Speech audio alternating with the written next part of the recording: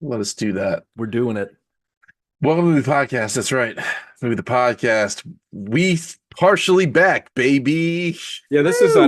this is one of the It's an interesting mix. Like who odd had this? configuration of the show. I feel I like we've think the had this, tripod's just gonna like the movie, and there's not gonna be any dissent, but that's didn't good. we? Yeah, I know. I'm like a little disappointed because I kind of feel like I know what everybody's take is going to be from this movie. I like to have a few dissenters. Alex said he didn't get a chance to watch the movie.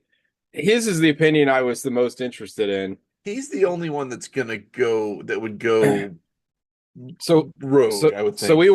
we watched I almost said Brandon Cronenberg. David Cronenberg's The Fly. Featuring We, Jeff Goldblum's washboard abs. Oh yeah, my Jeff God, Jeff Goldblum's shredded. is really good in this movie, but it's a movie that's like really disgusting, but it does kind of have like a big emotional core, and I think Alec would identify with that. I felt like I read a review and I agree with this. They said that this movie is less a horror movie and more a tragedy, and I was like, Yeah. yeah, Oh, it's yeah, that's 100% a tragedy. This movie is basically like what you would hope would happen to some tech bros, but it happens to somebody who you kind of like, and so you wish it yeah, hadn't. Well, But yeah. it it's the kind of Because same like is. sort of fucking with the Doomsday Machine well, the idea. the thing about Jeff Goldblum's character, and we'll get into it, is that like he genuinely seems like obviously he stands to make a lot of money with this innovation, but like he seems to just be more fascinated by the fact that he did it or like that he could create something like this that would the impact it would have on everything. But anyway, let's we'll talk about that momentarily.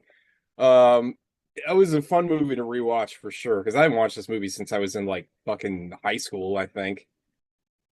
Yeah, it had been a I would long say time this for is. me, and I mean, no need to bury the lead. It's great. I loved it. It's like Oh yeah, it was yeah. amazing, and it was That's it, even better folks. than I remembered it being. Right? Yeah, same. Yeah, absolutely same.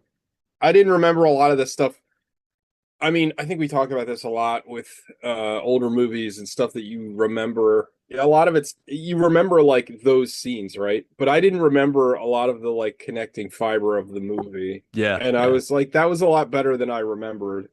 But anyway, what did y'all watch this week? Gogs. What I watched. I'm hitting. It's Christmas season now, so now it's just like Oh yeah. it's all the classics. It's all the hits. I mean, we watched. So I don't need. I mean, Christmas with the Cranks, Muppet Christmas Carol, Home Alone, Muppet Christmas Scrooged. Carol goaded. I feel like Muppet Christmas Carol is getting its flowers Yes. this year more than. I mean, I feel like I've been a fan of that for a while. I feel like Alec has been like an unapologetic ambassador for Muppets Christmas Carol for you know ever. And I feel like this last like unless my social media is just like attuning itself to me emotionally, like the amount of people like the amount of uh Muppet Christmas Carol love I'm seeing in my feed feels disproportionate to previous years. I mean, I love it. I'm here for it. Sure. But yeah, I feel like it really is like it is very in vogue this particular Christmas. I feel like Muppet Christmas Carol one, it's uniquely resonant to our kind of generation, like our Absolutely. era of hey, this is this story presented through a lens that we're Muppets. interested in, and uh when the world is shitty, like this sort of thing is all the more appealing. And it's kind of like, I don't know, what are you're gonna watch the George C. Scott like Christmas That's my Carol or favorite one. something? I mean, it's That's my favorite good, one. but it's like it's a very different vibe. It's not as fun. Christmas.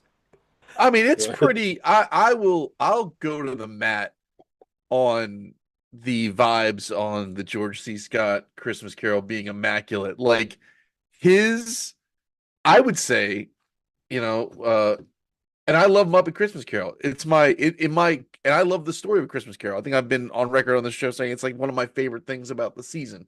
Mhm. Uh, my current ranking is I think Scrooged is in the one spot. That's my favorite version Okay, current. okay. George C. Scott in the second, Muppet Christmas Carol in the three slot. But the George C. Scott part where it is, and it's, I know for our viewers at home, everyone needs to keep in mind this was a made for network television movie. That movie got Yeah. it was not wildly released.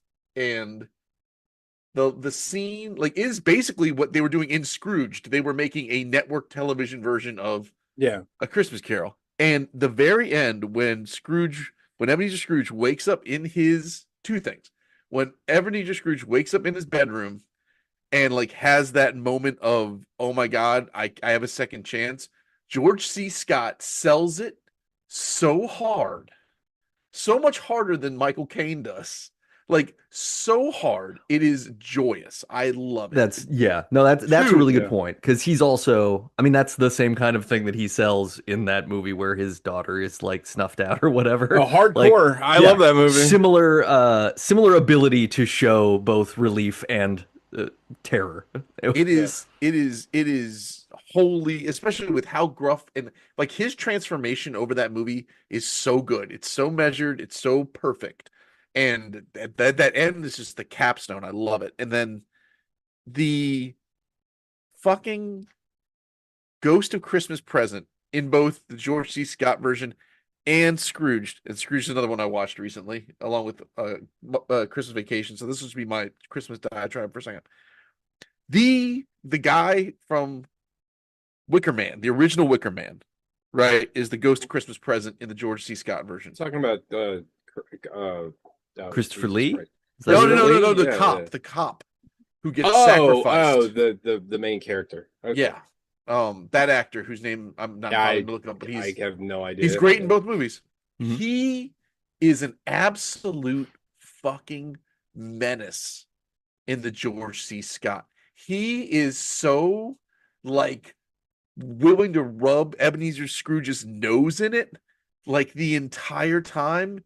Like he is so like he goes from being just and he's this joyful spirit of Christmas, but he's like, if you're gonna fuck with Christmas, I'm gonna fuck with you. Like when he hits him with the "Are there no poorhouses? Are there no prisons?" and laughs at him when he throws his words back in his face, it is a chef's kiss. I fuck it, like when he fucking undoes his robe and there's the two like street urchin rats, the like ignorance and want, and he's just like he's scaring the shit out of you. Like he like the turn is so good. I fucking love the George C. Scott version. Also, since I just rewatched Scrooged, and I love Carol Kane is the Ghost of Christmas Present in Scrooged. Um, I've watched that movie. I probably watched that movie. I watch it every Christmas at least once. I might watch it. I thought that was your favorite one. It is. It is. Yeah, yeah. It might be two or three. I might watch it 2 or 3 times a year, right? So I've seen that movie. Let's call it 30 times plus, right? Maybe more. And I've never picked up on this until now. It's small, it's subtle, but I love it. Like when Carol Kane first introduces herself to Frank Cross, to Bill Murray's character, she fucking punches him. Like she punches the lights out. And he's like, "What the hell?" He's like, "Well, sometimes you gotta slap him in the face and wake him up," which is the exact same. And I never picked up this until this reviewing. And it's small. It's the exact same thing that he says earlier in the film when that woman had a heart attack and died after watching his commercial. He's like, Oh looking yeah, for a- yeah, you're It's like right. they're looking for Mm. statements. Like we slapped her in the face and woke her up and got her attention. And then Yeah. I was like, oh man, this movie rules. Yeah. So shout out to A Christmas Carol. It's my favorite. If you want to listen to the audiobook on Audible, narrated by Tim Curry, it's Ooh. phenomenal. It's the best. But anyway, I just watch a lot of Christmas movies, and then TV the podcast. I watched all apparently of Smiling Friends now. Hell yeah. Do you love nice. it as much as me and Sean? 'Cause I me and Sean, that's all we I talk about. absolutely like I can't understand, like I get it, like I really enjoy it. I don't know why it exists, It's so It good. is- That's but why it's it's so like- good. but like the conversations between like Pim and Charlie are and maybe it's the juxtaposition, that's probably what they're going for, but like the juxtaposition of how like normal and like passive aggressive, Hey, have you watched Smiling Friends? I have to. I haven't watched Yeah. any at all, but like It's so good. here, like you've posted memes about it. You talked about how like those always sell out when you go to cons. Oh, it's Comic-Con. Yeah, yeah. I have to like any Glep specifically. Glep is everyone's favorite character. I like so Nate, it's like My favorite character is Mr. Frog. Mr. Hello, Boss is my favorite have character, you seen hands you watched the down. Mr. Frog episode, right? Where he I just watch all of them now. hello, Mr. Hello, Mr. Fogg. Fuck When he you. became president, and then when he decides to abdicate the presidency, like it's a hello. Wait, do Did you frogs watch eat that episode? worms? Did you watch that episode where Creed from The Office is his father and he ends Yes. yeah. And he's just Okay, and like okay. there's this juxtaposition in anime. So the show is so visually bizarre. Yeah, it really is. It What is about like the it is episode where they go to Spamville or whatever? yes, I speak Spam Spamlish or whatever it is. and everybody talks in like glitch language and it's all like what's the one where the guy he's got like just one big eye? That was that one, and he's that like was that one, yeah. the only prayer I ever taught was to my pen pal, and I was Yeah. very concerned about my eye. I love So that show. the show Sorry, is I can gush about that show. Like, I think I'm in a like I don't know why I do this because it just sucks with the fun out of everything. But I'm in like Smiling Friends Reddit and Smiling Friends Facebook, and like new episode this new season. I think this next episode is the last episode. But like people were like, "Oh, this episode wasn't good," and I'm like, "What are you talking about? Every episode has been great. I've loved every single episode of the show, and they're only 15 minutes long. So like." It's the I think you should leave thing where it's just like it's easy to recommend to people because it's over before it starts. It's 15 minutes long. It's great.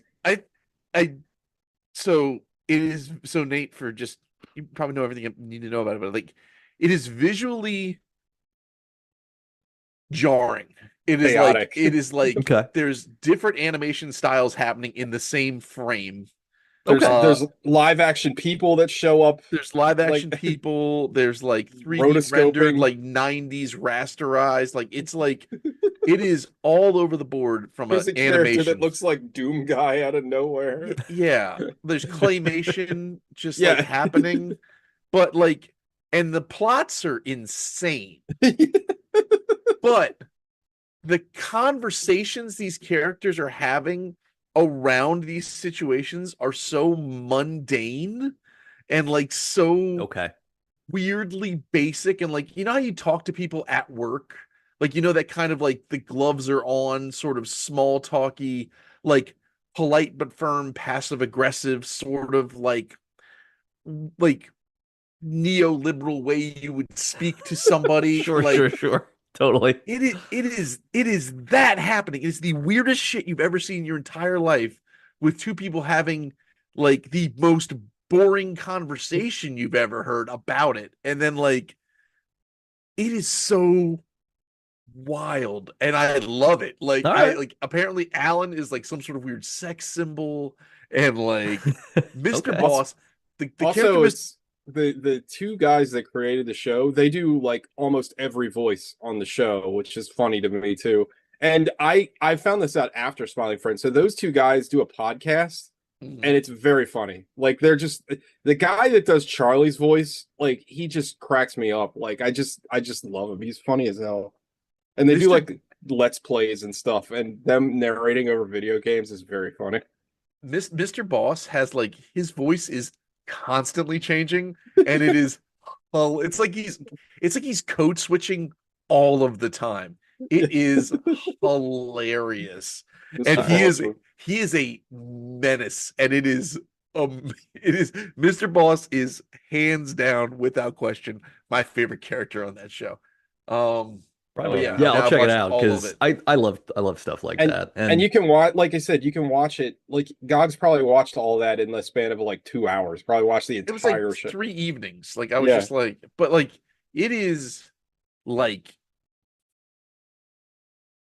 if you watch this makes Aqua Teen Hunger Force seem grounded. Like this show is that That's true. strange. Like That's fair. That's a thing though that I think like in retrospect, Aqua Teen Hunger Force is pretty grounded. Like no. I mean, they're Some of it is. the characters are goofy, but like Some of it, but I mean, it's a French fry with a gem in his back that gives him magic powers. But Living now- with yeah. a Yeah, but I mean, like once meatball you and a buy into the meatball in conceit, it's Jersey. not like it doesn't break itself constantly. It sort Yeah. of, or I don't know. I Maybe I'm mean- just into that. I think I will like I it would because say, I like, like when shows defy their form and format and concept and just go like, here, Uh, this is what it is now. Yeah, you'll I love mean, it. I It's mean, like I say, I'm a huge fan of Aqua Teen Hunger Force, huge fan of C Lab 2021. Like, yeah. but now I would put Smiling Friends up there with those two shows. Like, Is this it above Hell is, yeah. Frisky Dingo? mm, That's number one for me as far as Adult Swim goes. I Frisky, don't think Frisky Dingo is so like special, and Frisky Dingo almost gets like extra bonus points for just being so concentrated. It is also, 2 seasons long. That's all you Mhm. got, and and it not to, is incredibly quotable. It is yeah, Frisky Dingo is probably the best. and not to be this guy, but Frisky Dingo is still like kind of unknown. Like It is Oh, yeah, because people, no, Archer, totally. Well, it's yeah, really hard to find. yeah. yeah. You Well, I can't mean, get it on any of the streaming services. well, you can get it on HBO because they have I thought they Cartoon took it. I think Adult they. I Swim. don't think it's on there. Not It might. anymore. I'm pretty sure it's not, but it might be. Well, it's. I mean, Archer. I mean, Archer kind of like took the wind, and there was supposed to be an Extical show. I think there was 2 episodes of Yes. it. Mhm. Well, I'll And never forget. You and me were watching. I think we were watching "It's Always Sunny in Philadelphia" at your house, your old house, in Elk Ridge, and we're like, they were showing previews for Archer, and we're like, that kind of looks like Frisky Dingo. no, that's not what happened. Are you sure? Because I have a very distinct memory of this. What happened was we were watching football and we were non-consensually presented with Archer because the entire program Oh, you're right. they You're kept right, you're right. saying up next a premiere of Archer, and we're like, what the fuck is Archer? Like, yeah, like they were jamming it down our throats so hard during the football game. I think we had made a conscious decision to not watch it. We were like, Yeah. well, we're not going to do this because they're telling us to, and they started it like in media res, and Yeah. it was immediately like, and we're like, wait a minute, and then we heard all the voices and saw the animation. We're like, oh, this feels like Frisky Ding, and then we found out immediately that it was Adam Reed and or whatever, Adam Thompson and Mike Reed, whatever. I forget what the names are. Yeah, I can't remember the names. Matt Tom, whatever. Oh Thompson and Reed. shit! The Colts just won. Holy shit! Sorry, Who'd they beat? they beat the Seahawks with 43-year-old Philip Rivers at quarterback. I'm sorry, I was watching. That was insane. It's a weird season. But yeah, if you haven't watched Smiling Friends and you feel like, I would say, Well, there's still 47 seconds to go. Sorry. I think Smiling Friends I think it took about 3 or 4 episodes to get its hooks in, but then once the hooks were set, they were set deep. Right on. Uh, I'm putting it on so- the list. I gotta watch it. I'll do it as a post Evangelion palate cleanser. If you give yourself an hour, you'll figure out real quick if this is for you or not. I think that is. I'm pretty sure that's everything that I've watched as of recently. So, Nate. I watched well, I've watched more of Evangelion, which Nice. now I'm 23 episodes in, I think, so there's only 3 left. Oh, you're it is- almost done. It is becoming incredibly dark. It is just Yes. about the psychological abuse of children and I guess an evil man who sought power so much that he's now going to destroy the very things that brought life to our planet. Well, it's not. It also is tied into the fact that he can't get over the loss of his wife. So Yes. he's going to do everything possible, including destroying the fabric of reality to get his wife back. Yeah. So it's How are you watching this? Just out of curiosity, like It's on I would the like to Plex. watch Evangelion. I'm watching it on the Plex, yeah. It's all It- on the Plex. There's like an English dub version that it's very watchable. And it's really like the show was such a sort of conventional feeling, almost kid-like anime for the first 9 or 10 episodes. And then around episode 11 it pivoted, like the energy and format sort of changed. And now over the last like 6 or 7 episodes it's just gone way deeply into darkness. Like it's child abuse, it's death, it's destruction, it's like also this the revelation of what the Evas actually are that comes at a certain point is interesting. It's good. It's something else. So yeah, I'm fascinated, and I really like. I get it because at first I was kind of like a couple episodes in, I was like, I don't know, this feels kind of clunky to me, but it's really grabbed me. So I'm almost done with that. That's gonna be exciting. And then I in will addition, warn you. I will warn you that the final 2 episodes, I think, yeah, it's the final 2 episodes. They ran out of money, and it isn't a clip show, but like you can tell, like a lot of it is basically in Shinji's head, sure, and a lot of fans, well, it's a very split decision because a lot of fans don't like the original ending of the show. The creator of the show, Hideki Anno, he doesn't like it, and that's why he made the Death and Rebirth movies because um Rebirth well, I'm sorry. Death and Rebirth is a weird I get it. I'm sorry, I'm getting in all the weeds. Death and Rebirth is a weird like movie that is basically like a it's like a how do I say it? It basically is a retelling of the entire first season. And then Death and Rebirth it goes right into End of Evangelion. End of Evangelion is a movie that is what Anno originally wanted for the end of the show. So the true ending of the show is End of Evangelion. okay, And all right, End of Evangelion, without hyping it up too much, I think is one of the best pieces of animation like ever. Like I think it's absolutely incredible. Stuff that happens in that movie has stuck with me ever since I've seen it. I've seen End of Evangelion in a theater, which was really cool. Like nice. I think End of Eva is one of the best animated things like ever made. So I think you're really in for a treat for that. And then you get to watch all the rebuild movies, which I have a huge affinity for as well. So Cool. Yeah, I mean, I just like the last episode I watched today was like Asuka's mental breakdown episode, which is just, I mean, it's just damn. it's just heavy. Seattle just went ahead with another field goal at 18 seconds left. So, yeah, sorry for all the Colts fans that are like, they lost this game. Sorry, everybody. Aw. Yeah, Well, you never know. yeah. I mean, they got 18 seconds to get in.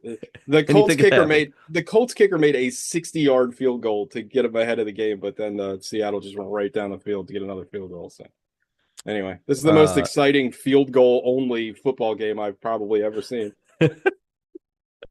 so yeah, other than Evangelion, I watched three things. Nice. I watched Ephus, which was the baseball movie I texted you guys about.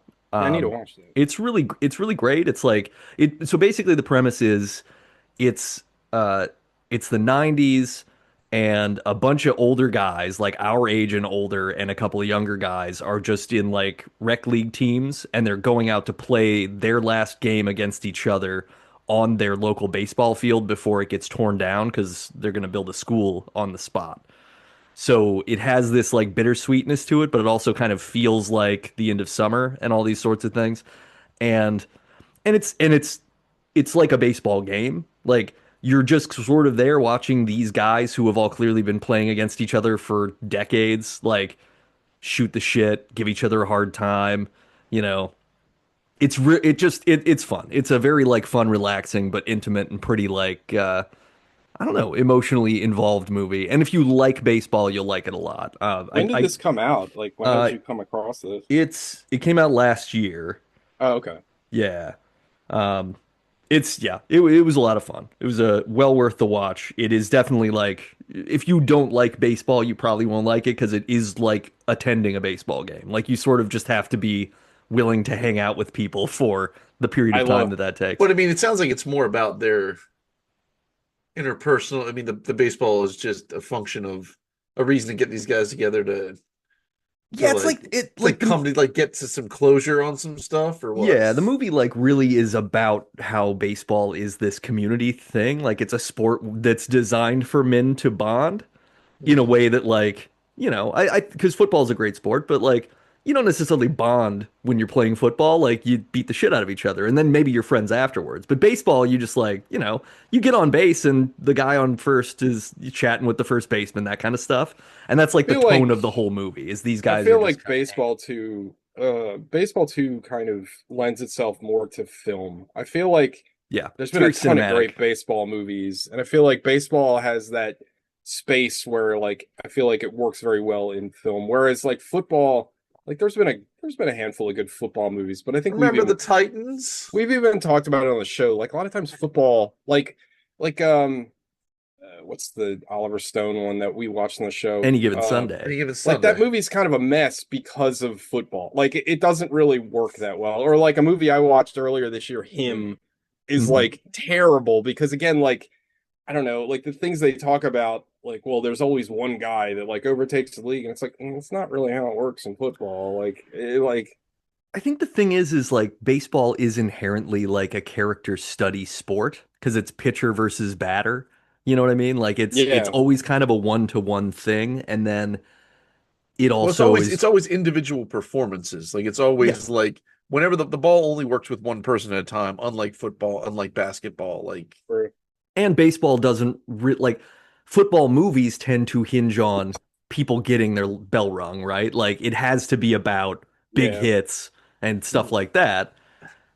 And, baseball doesn't have to do that. Baseball can be like, oh, there's just a bunch of quiet and stuff and mind games in between me chatting it up with the first baseman and then breaking to steal second kind of stuff.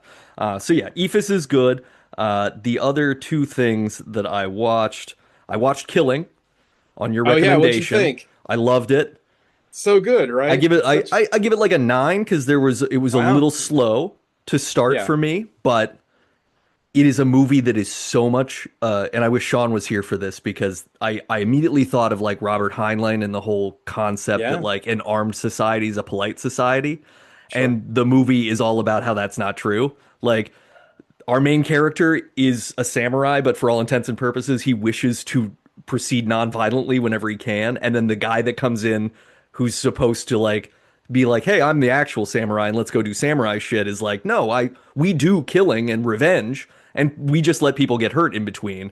And me yeah, dying by your hand is actually cool because it makes you a badass and it makes me noble for loot. Like it's a tragedy too, right? Like it's yeah, such a yeah. heartbreaker for him to like lose himself in the act of killing someone just because he's required to do it. It's also one of the most, I think it's one of the most well written Shinya Tsukamoto movies because I love his stuff. But like the reason I like most of his movies isn't because of the plot, right? Mm-hmm. Like he's dabbled with some like interesting concepts. Like there's a movie that I made that I really like called Bullet Ballet, which is basically about like gun violence. And it's kind of wild to think about gun violence in Japan because guns are legal in Japan and like no one has a gun. But like that movie is interesting and has a lot of cool core concepts, but I think the execution is a kind of sloppy. And like a movie like Vital, I think is really interesting because that's a movie about like kind of another movie about kind of mourning and getting over like a lost love. Like it's about this guy that is a he's a mortician student and he ends up working on the cadaver that is his ex-girlfriend. And like that movie's really good and has a lot of like again a lot of very core emotional stuff that's going on and I always forget his name Tatsunobu I can't Asano I think is his I can't remember his fucking name. He was in Thor Ragnarok. He was one of the three. But he's in he was in the Zatoichi movie. Hmm. He was Kakihara in Ichi the Killer. Oh, Um okay. he's a great actor and he does a lot of the heavy lifting in Vital. But again, like Vital's really really good, but like its plot is a little weighed down and again the execution the visuals are always on point and like the mood's always on point but sometimes I feel like he kind of doesn't nail the like emotional beats as well as he could and I feel like with the killing like he really did like Absolutely. he Yeah. killed it. Yeah, yeah, no, it's like it is a heartbreaking movie, right? Because you see this like it's so idyllic to start. And I do love the way that he's juxtaposing like humans with nature versus humans against each other using weapons, right? This Yeah, sort of sense of, I mean, the ladybug metaphor, for one yeah, thing, where it's just like, they're always climbing toward heaven.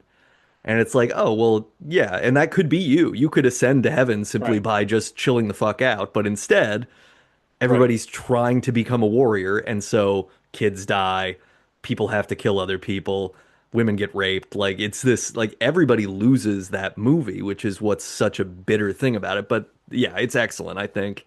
Really, really excellent.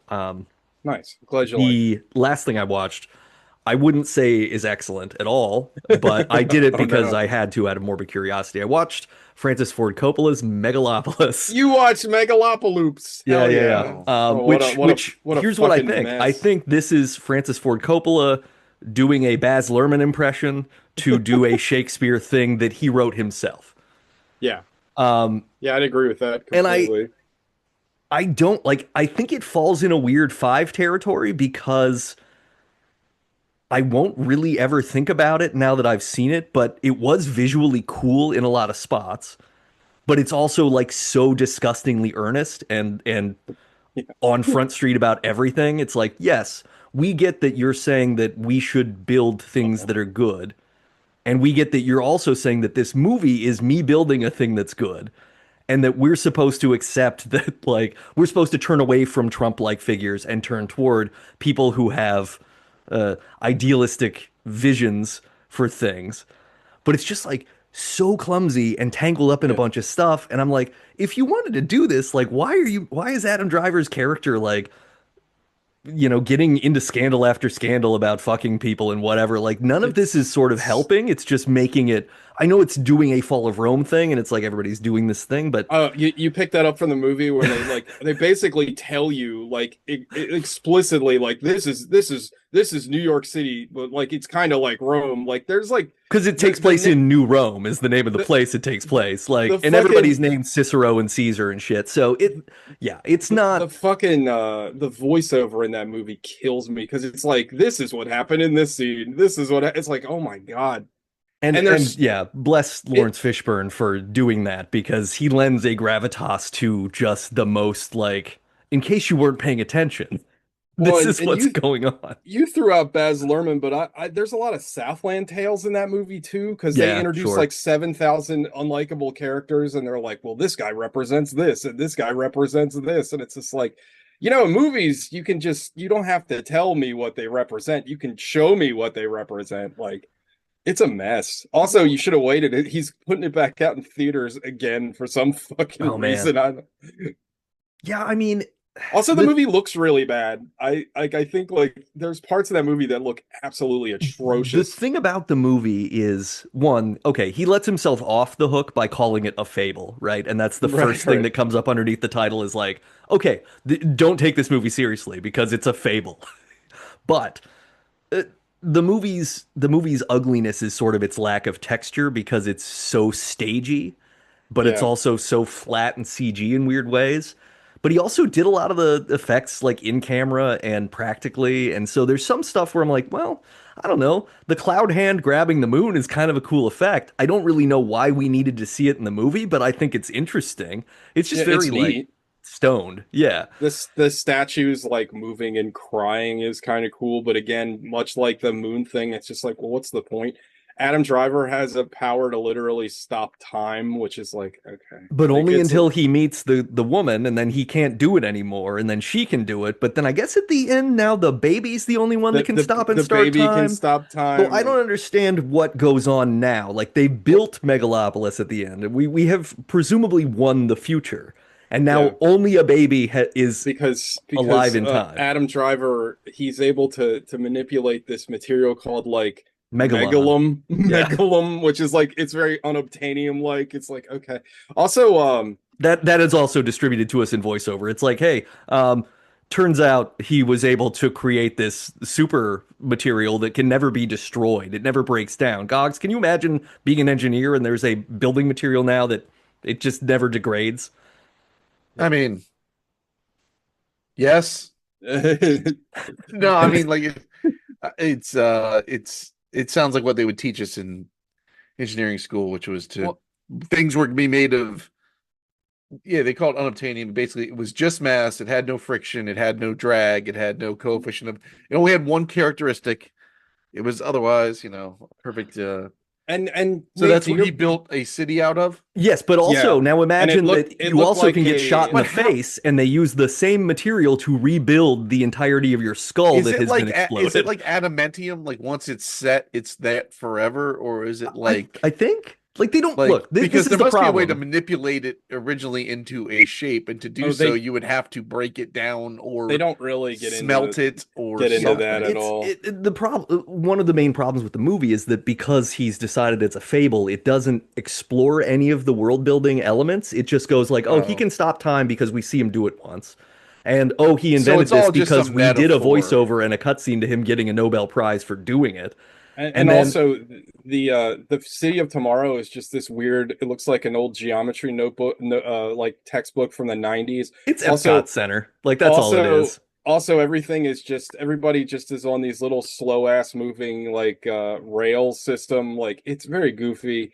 But other thing is like obviously you said that there's like well we have to turn away from tyrants and all and go to like the iconoclasts that like think ahead to the future, but that also goes back to the whole like one man thing that's also like the problem with our current society Yeah. where it's just like oh we need to like turn over to these great men, but we don't have any great men. We just have like fucking people that are scammers that are trying to destroy everything. There's no truly altruistic No, I yeah, said I that think wrong, I think that the word wrong, movie but I think the movie knows that because Caesar is flawed also, but they also he's so lionized by the end as a hero that yeah. it's like, oh, so we're just supposed to find the snake oil salesman who is actually right this one time and everything will Yeah. work out. But I mean, as a sort of discussion of the idea that we need to be forward thinking about how we can build a better tomorrow rather than focusing on just like how we address the needs that we're creating with our own bad systems. I do like that as a thing. And I Yeah. think there's something in there that's like, if we can just even talk about these things, it's a utopia, which is a nice sort of it's a very neoliberal sort of it's a West Wingy thing. Like we should just be Oh, able to sit absolutely. down and disagree but have a conversation. It's like that's not how anything actually works. But No. yeah, it's just a fucking weird movie, but I mean, good for him I guess for making it. Like it I sounds like guess. a movie that he also just let everybody sort of rewrite as they went cuz when Aubrey Plaza has Shia LaBeouf like eat her out to start their Or evil partnership. Like that you was a got scene Oh, they decided to ad lib and write themselves. you had all right. John Voight with a crossbow, and he's like, "Look at this boner." Also, John Voight Yeah, doesn't. I don't think John Voight understood he was in a movie for most of the movie. Like his performance I is so unbelievably I bad. don't think John Voight understands like I don't think the movie understands what John Voight's character is either because I thought he I was like certainly a don't. Trump surrogate for the first half of the movie and the Yeah, second half of the movie makes him out to be some sort of like noble billionaire guy. and don't It's even get me started about Shia LaBeouf's character because, like, yeah, I don't know what the fuck's going on there either. ponytail neo-Nazi is pretty much all he Uh, is. Like that's it. yeah, Yeah. it's yeah. Uh, The and he movie he needed spends it. the first half of the movie just climbing onto things and doing backflips while other people, I guess, like cheer. Sort of. It's very odd. The It's all movie needed spectacle, no like testicle. the movie needed like two more drafts because there are ideas in there, but like you needed to like pare those things down quite a bit. Oh yeah, yeah. It's chock full of ideas. Yeah, well, it's full of ideas. It's like all ideas, no plot. Like it's something. And then I did watch like the first third of Money Plane, but I Hell yeah. all I can say about Money Plane is it's not Money Plane, it's Money Soundstage with two curtains. Yeah, Like we it's watched that on the show. there's not a lot going. But it Did is you get kind of to wait? funny Did you for get how to meet bad it is. the The Rumble? Rumble. Yeah. If The you want to bet on a guy fucking an alligator, money Money plane. plane. What are you betting on? Like when, what like yeah, right? Like Who are comes we first? I how guess. long Like, yeah, yeah, yeah, seriously.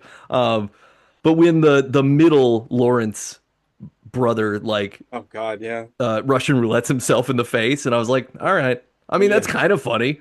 I'm trying to figure out if it's supposed to be a comedy or not, I guess, is where I'm stuck. Yeah. Because it seems like it thinks it's funny, no, or it is not. No, it was not. It was any. The stuff that was intentionally supposed to be funny was not funny. The stuff that was funny was definitely not supposed to be funny. fair. But That is that's my all take on that's all Money I Plane. watched. That's all you watched. TJ.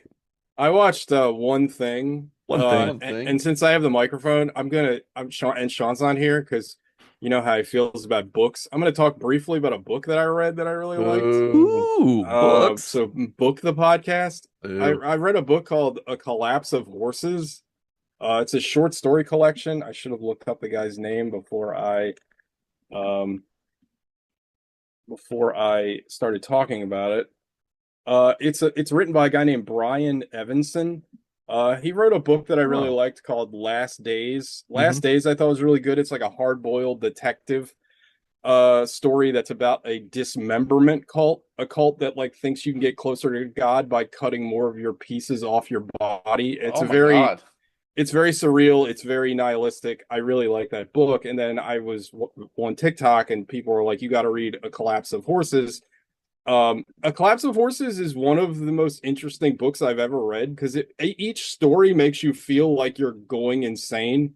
Like it's written in such a way that like, again, it's a collection of short stories. So it's like all kind of anthologies. Like some of the stories are stronger than others, but the theme of most of the stories is like characters that are either losing their grip on reality or don't understand like what reality is anymore. And the way that he writes these stories makes you as a reader like also kind of feel like you're going insane. And I thought it was like super affecting, and I couldn't put it down. I read it all in one night. Like I loved it.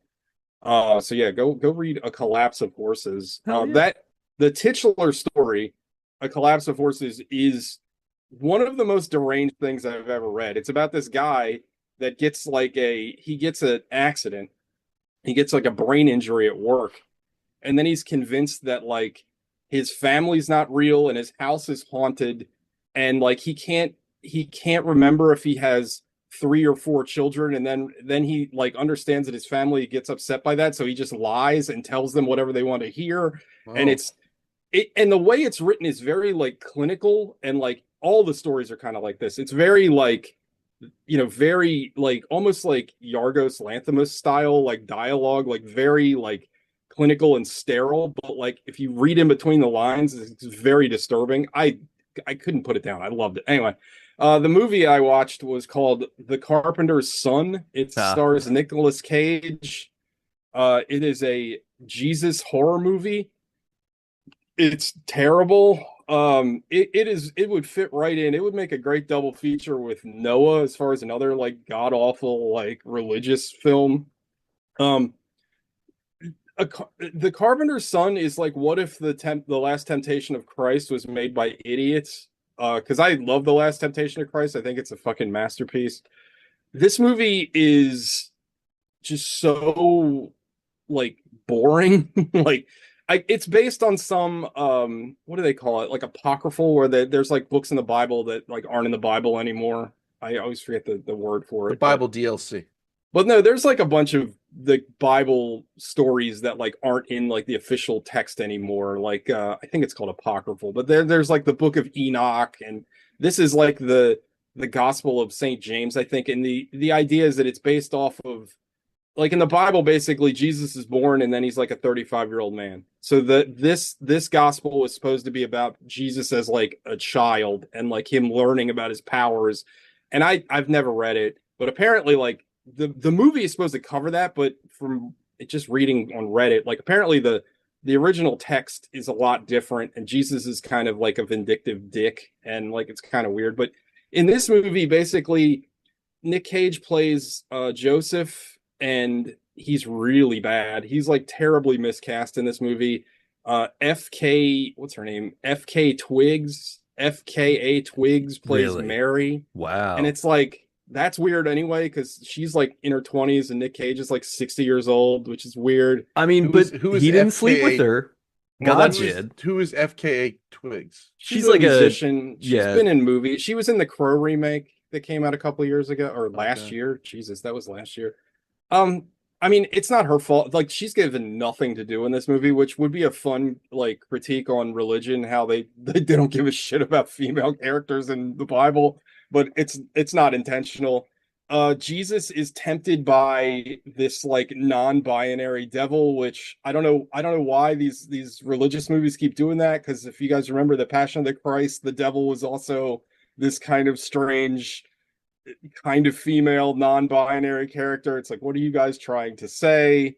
But it goes nowhere, and it's a lot of Joseph just going like, I don't know what to do, and then Jesus is like, I don't know what to do, and then Jesus meets the devil and they have like a showdown. And like there's one good part in the whole movie where the devil is like talking to Jesus, and he shows Jesus this like hole in a cave wall, and Jesus like peers. She says, "Look," or they say, "Look through the wall." And when Jesus looks through the wall, it's this like really cool image of hell. It's like this weird kind of spiral of just like body parts writhing. And I was like, where is this? Where this should be the whole movie. Like this looks fucking great. I mean, it looks like something out of fucking Berserk. It looked awesome. But like that's it. You get nothing. And then like they have the showdown and Jesus beats the devil and then the movie's over. And it's just like, what the fuck did I just watch? Like it was so bland and like nothing happened in this fucking movie. And like I was kind of interested when I saw the trailer and I heard some of the buzz about this movie because I was like, a biblical horror movie. Like, What's horrific about it? Like, how is it like presented as horror? well, like basically, like, well, there's one the very opening of the movie, and it's one of those things where it's supposed to be horrific, but like the effect is so bad, it's just like kind of funny. So like, I'm no by no means a Bible expert. You're no theologian. I'm no biblical scholar, but I do believe that there is a story in the Bible that when Jesus was born, that Hera, I think, was the king. I don't know, the king King Herod. Herod. Herod. Yeah. I think he did like kill like all male children. That's like, Passover, brother. oh, okay. Dude, I don't fucking know. Anyway, Okay. when Jesus is born, they're like trying to like take Jesus like to hide him somewhere safe. And there's this scene where they're like going through and there's this big pyre and they're literally throwing babies in the pyre. And you're like, that's fucking terrifying. But again, it shouldn't be funny, but it is. They like show this guy tossing a baby into the fire, and then they show the baby, and it's clearly like a baby doll. And it's like, why did you show it? Like, just don't show it because it looks terrible. Like, it literally was hilarious. Like, I couldn't stop laughing because it looked so stupid. It looked like they took like a baby doll, just threw it in the fire, and they stick on it for like a minute. You're like, okay, I get it. Like, you would have had a more interesting effect if you just were like, oh my god, they're throwing babies in the fire, that's terrible. But then you show it and you're like, it looked like that plastic baby from American Sniper. Like it looked so bad. What's horrific about Maybe it it was the is same baby. like throughout the movie, like people get possessed and stuff, but like again, it doesn't really amount to a whole lot. And then like at one point, like there's these like, I don't know if they're supposed to be like demons, but they like try to talk to Jesus, and one of them's like a hot chick, and Jesus is like looking at her naked, and it's like, I don't know. It felt like it wanted to be the witch, but like again, it's just like very incompetent. Like it doesn't know how to like Oh. kind of do that kind of tone. It was very very bad, and like I I was like, it was one of those movies after I finished watching it, I was like, why did I waste my time? Because like the first 20, it didn't pass the TJ rule. The first 20 minutes are terrible. I was like, I need to turn this off. And I didn't. And what happens when I don't follow the TJ rule? It was You awful. watch a shit film. It was short. I will give it that, but it was not very good. I would not recommend it. And I was unfortunately, hoping from the title that it was going to be like Jesus had a son, because Jesus Well, is the yeah. carpenter Yeah. that I would think of, and then that I- son Well, I might guess be he evil. was. Like He if was Jesus, yeah, but Joseph if was, I guess, also. So Jesus was a nepo baby. He took Yeah, over he his dad's inherited trade. he inherited well, the his business. his stepdad's I mean, trade. I like, thought it was going to Joseph be and son. I thought it was going to be something. God and sons. I thought it was going to be something interesting or something like something. I don't know. Even like I always thought it was weird. Like obviously we weren't. We were very very young when the Last Temptation to Christ came out, but it was like a huge controversy when that came out. But I never understood it because when I watched the movie, like all the weird stuff that Jesus does in that movie, like it's a dream. Like he ends up doing the normal Jesus stuff by the end of the story. So it's like. Yeah. It's not that controversial. Like he picks the good path. Like I don't know why you got so upset about this. Yeah, I Um, think the whole controversy with that is that people didn't like the idea that anyone would assail the idea that Jesus would be tempted even briefly by the devil to take a different reality than the one he was given, right? Suppose, but like by the end, like he doesn't. It's not like he is tempted. Like Yeah, he no, doesn't. he- or he- He Isn't that the whole experiences the story whole in the- thing. Yeah. But isn't that the whole story in the Bible? Doesn't the devil take Jesus up to like the cliffside and like show him everything that could be if he like submits to him, if I remember correctly? So I this is, haven't- I never saw the Last Temptation of Christ. Oh, But watch it. It's I'm very assuming it like it Willem exists Dafoe in this is like Inception excellent. space where Yeah, he's like being crucified actively, and he has this like basically like, hey, you can get out of this and just be with Mary oh Magdalene and live the life that you want to live. You can have a Yeah. life of the flesh if you oh it's want. like Yeah. oh like a real like death's doorstep You should like watch it, Yeah, Gogs. It's Devil's it's really really bargain. good. It's That really sounds worth seeing. very it's Yeah. really compelling. good, and you get all of the Scorsese regulars in the movie. Like Keitel is in it. Like it's very good. Actually, just Keitel. That's probably the only Yeah. one. But like it's very good. It's a Wait, very hold on, there is good. a casino, so there's that. wait, hold on. Green Goblin is Jesus? Yeah, that's right. And he's fantastic. I think He's he really got good. nominated for an Oscar for that. He's No way. excellent in that movie. He is handsome as Jesus. He was a handsome man. You saw Streets of Fire, or That's Streets of Fire. He was a very Yeah, handsome but young he's a man good looking Jesus right there. with a killer hog. He's got like a Excellent fucking- rig on that fella. Yeah. Something of a savior himself. Yeah, but anyway, you can skip the Carpenter's Son. It was very, very bad. And like you know me, I love Nick Cage, and like I appreciate the Cage-assance that we've been going through over the last like 10 years or so. Yeah, but some of his works are some of it's shit, man. Yeah, some of it's jujitsu. I don't know if you remember that one, but Some of it's that what's the one where like it was Samurai Nightgown. What was the one he did that I did not care for? Samurai Nightgown. Hold on. I mean, if that movie doesn't exist, we should write it. Oh, That's you're a great. talking about Ghost Town. What was that called? Ghost Town. Ghost Town. Like Yeah, I never Ninjas of watched. Ghost Town. But that was a what's that guy's name? Sono Scion movie. That guy, everything that guy Prisoners makes, of Ghost Town. yeah, Ghost everything Land. everything that guy makes is fucking weird. So I'm not surprised. But Yep. yeah, I don't know. He's very miscast in this movie, and he's doing his Nick Cage thing. He's like overacting like crazy, and like I don't know. It like his stuff works. Gosh, in the, devil. in But the that's right more of a John Heater. his stuff works in the right capacity, but like in this movie, like it's not. I don't. That you know who they needed in this movie.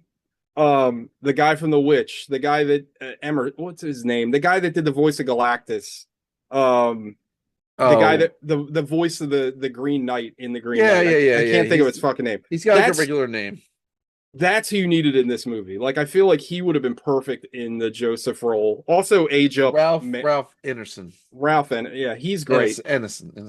But like I don't know, it was just not good. But anyway, let's get into The Fly. We've talked enough. So Also, I did make one correction. sure. Herod killing all the firstborns was not Passover.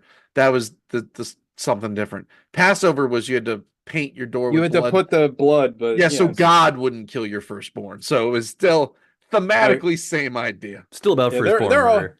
They're always killing babies in the Bible. That's like straight up, just stay killing, baby.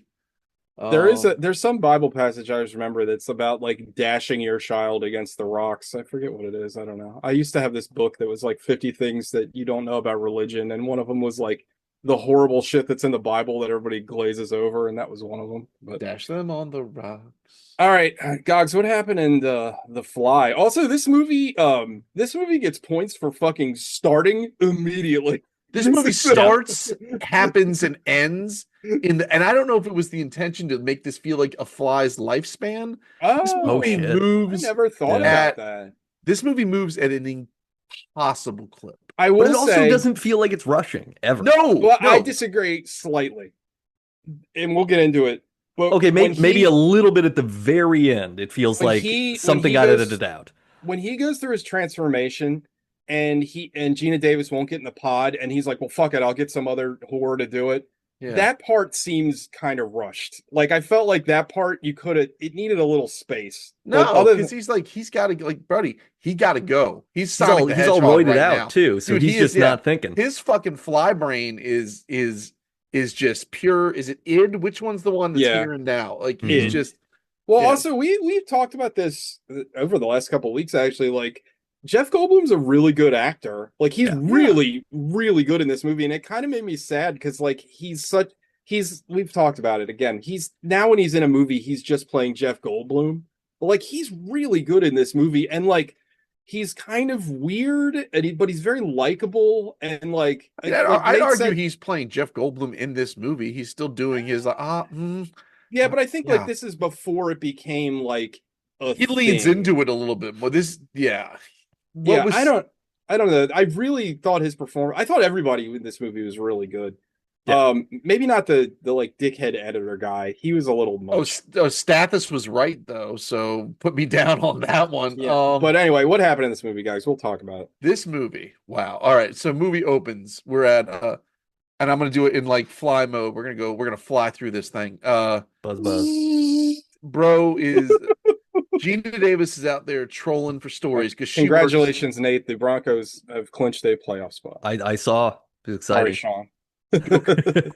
Go Coes or Bronx or whatever you call Go it. Coes. Oh, I hope Donkeys. so. Dude, somebody please in Denver, go Coes. It's pretty great. So Gina Davis is out there. She works for like Science Dudes Weekly, and she's like, she needs a hot story. So she's at this science mixer where science is having lunch, and she Where stumbles science is having lunch. she stumbles across Jeff Goldblum, who is Seth Brundle, and he's like, "Hey, you want to see something fantastic? Let's get coffee." And he fucking gets in her ear. He's like, "Come check this shit out." She's like, "All right, I'll check this shit out." So she goes up like 15 stories into his warehouse loft where he's got Pause. Go Sorry. ahead.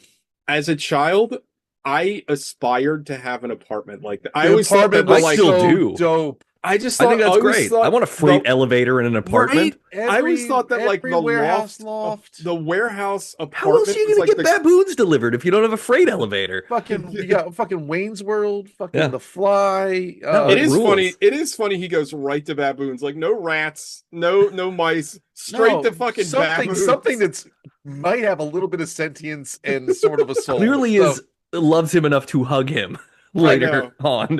Yeah. and Anyway, he got him in a pair. He got a matched pair. So anyway, so he goes, check this out. Look at these refrigerators. And he fucking he talks Well, he to starts her- playing piano. Well, yeah, he first. plays he plays does piano. the like nerdy guy opening move when he takes a girl home. Is like, hey, I've got an instrument. You want to see me play it, even though we haven't talked about anything? Well, you can Yeah. tell he's never gotten this far before, right? So Truth. he's got to do everything. It's like, let me see your panties, and then he throws them in It's one of it's these her, things. her no. I know it's her stockings. I know. I I'm just being also cute. I don't know if you guys agree with me with this, but like at first when the movie first started, I was like, I don't know about this dialogue, but it really grew on me. Like it's very to the point, but it like I don't know, it has like a weirdness to it, but like it works really, really well. Like by the time the movie's over, I was like, you know what? I don't have a problem with the dialogue. It works perfectly for this piece. But like when they're talking in the beginning, it's like very kind of weird and stifled a little bit. And they're both kind of awkward, but like I think it works. Well, because through they're the- both because he's awkward and she's guarded. She's jaded, and Yeah. he's too earnest and doesn't know how to talk to people because Yeah. he's been up in the lab like ordering parts and pieces. So he's like a better version of Elon Musk. Like he doesn't know how to build it himself, but he knows how to take the parts and turn them into something, right?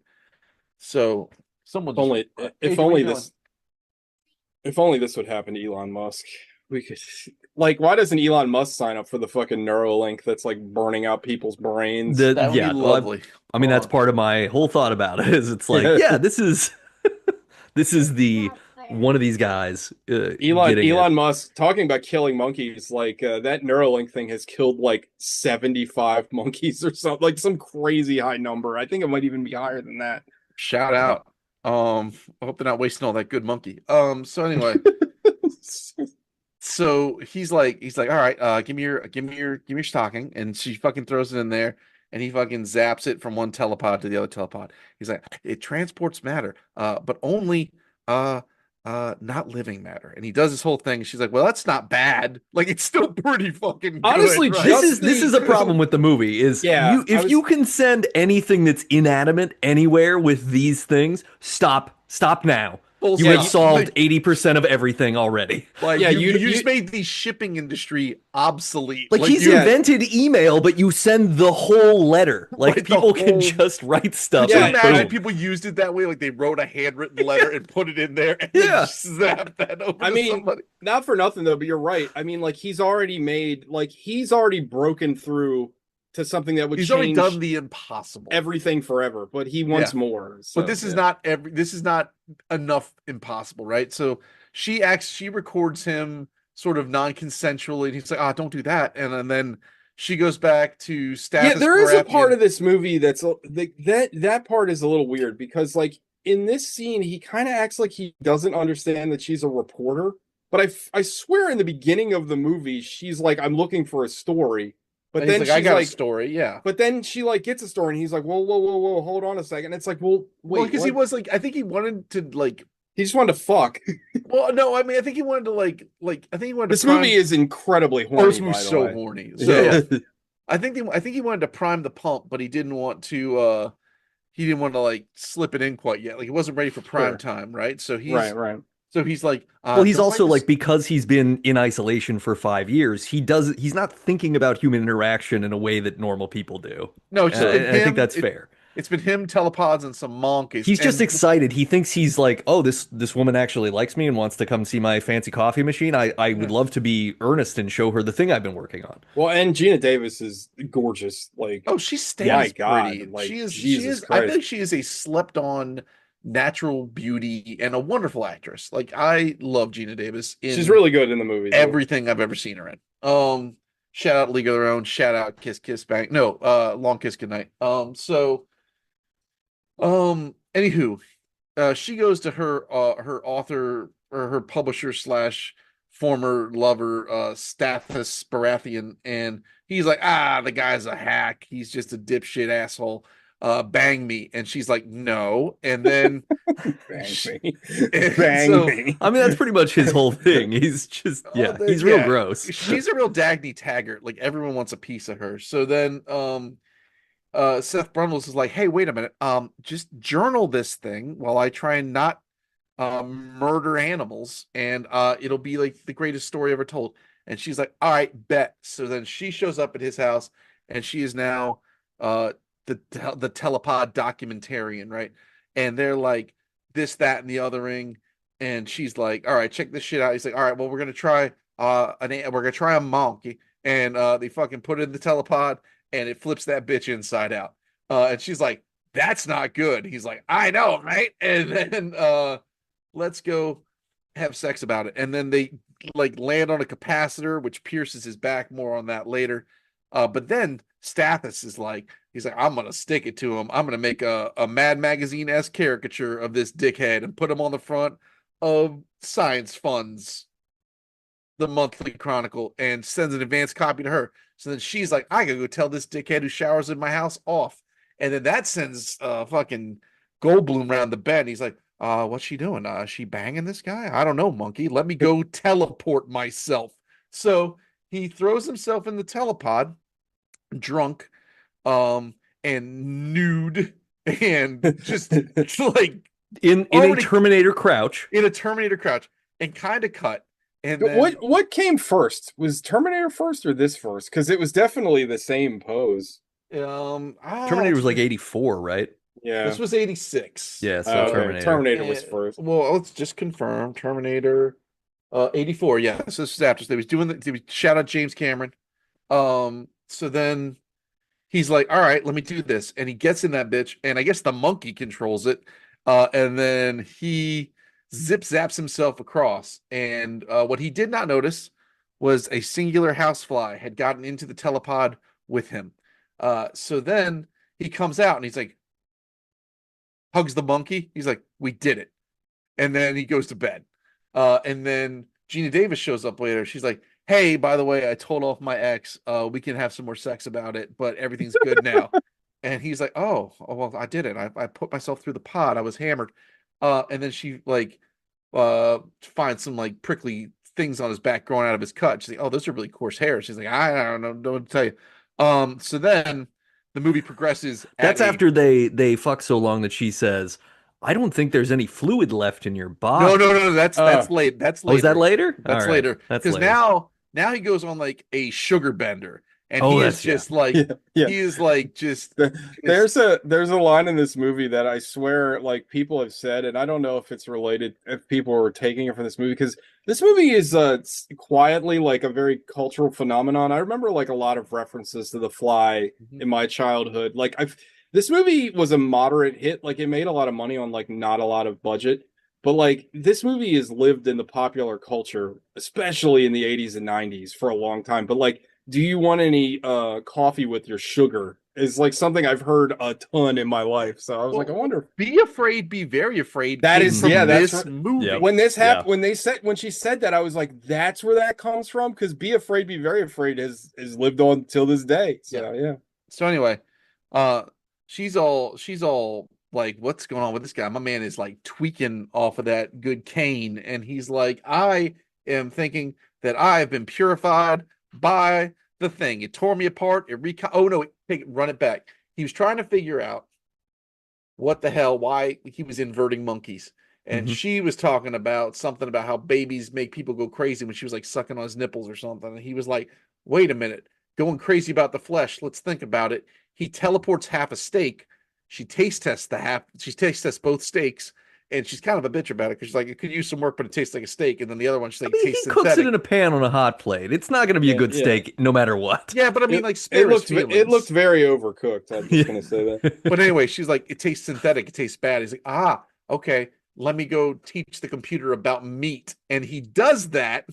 Mhm. Then she goes and sees Stathis. Then he gets hammered. Then he teleports himself with a fly. And now Sidebar, real yeah. quick. I loved the technology in this movie. Like Cronenberg is known for like how because he designs all the props and everything. I Yeah. loved how his computer looked. Like I Oh, loved it's running how, the same operating system as the Sulaco. Like I but fucking love it that. looks so cool. Like all the pods look great. Like the Or pods the themselves like reek of like a Cronenberg design. Like they have that kind of Geigery kind of feel. Like well, I the was going way to Yeah. ask if Geiger was involved at all. I'm sorry, nah, I should have said the Nostromo. But either way, they're all running the same operating system. yeah. So anyway, like with queries and an AI that's answering back. So anyway, he's like, hey, I think I got better. I think whatever it took out, it like filtered me. It took out all my impurities. Like, look at me. I'm a fucking menace. Like he's fucking doing like crazy gymnastics shit. Like my man is gonna get like fucking gold in Sochi or whatever sport whenever they do that shit. So he's like he's taking the sprinkler pipes out for a walk. Like he's fucking just dancing across the ceiling, right? And he's Yeah, like, and whatever beam he's doing like gymnastics on, that's a very strong beam in his house. Like that's pretty yeah, impressive. He's able Yeah. to do all that. it's wild. So then dude's like, hey, let's slide you through this bitch and then let's make you perfect too. And she's like, whoa, a monkey just got imploded in there. And she's like, nah, let's do it. I feel great. And she's like, no, I'm not gonna do it. It's like, well, fuck you then. I'm gonna find someone who will. And he tries to. He goes out to a local dive bar and he's like talking up skanks. And This is the part of the movie everybody knows. This oh is yeah. He's I like, I don't know. Again, we all watched this movie before, but I don't know. It's been a while. I to this day have a hard time watching the arm wrestling scene. Yeah, I had no, to look, I had to, I had to I had look, to turn away. I had to look, I Like, had to look down. I couldn't Yeah. watch this. I knew it was coming, and I had to look down the whole time. Like and this is me. I've watched gory shit my whole life. There's something about that arm wrestling that it's the snap. believability of it because it Oh. doesn't go over the top. It's just like, oh yeah, just Oh. one bone broke and now it's sticking through the arm. well, I mean, not for nothing. Shout out to the guy whose arm got broken because he had enough like elbow flexor strength to snap his own bones. Because the physics of it would demand an equal and opposite reaction. But Sure, anyway, sure. Yeah. so yeah, he's like, hey, who's this tramp with? And some dude's like, me. And he's like, all right, check it out. I'm gonna arm wrestle you for this lady. And she's like, excuse me. He's like, shut up. So they're like, all right, let's do this. So they arm wrestle, and then when he's arm wrestling, dude, does he secrete something like some sort of white goop like starts to happen? Yeah, it starts coming out of his fingertips. Fingertips. Yeah. Like Mhm. I don't know if that's part or is that like his fly stickiness, like holding his hand extra tight. Anyway, he snaps dude's hand off at the wrist. And he's like, all right, well, I get her now. And he like fireman carries her up 6 flights of stairs. Well, no, before he they go out because she's like at first she doesn't want to do it, but then she's like, all right, we can hang out. And then she's like, well, I want to go to some more bars. So he gets her liquored up before Yeah. he takes her back to the lab. Very problematic 80s trope, but yeah, he gets her good and hammered before he takes her back and bangs her at the lab. Yeah, and then he's trying to like slam her through his transpo closet, and she's like, before that can happen, fucking Gina Davis shows up. She hits her with the be afraid, be very afraid, and then she runs out, and he's like, stop cock blocking me, and she's like, yeah, you're being a dick. Also, Oh, and I I got think those we, hairs tested, yeah, and yeah, they're like ugh. insect hairs. He's like, "What the fuck you talking about, bitch?" And then she's like, she's like, "Go take care of yourself." He's like, "Whatever." Then he goes back to the computer and he starts to try and figure out, what's going on.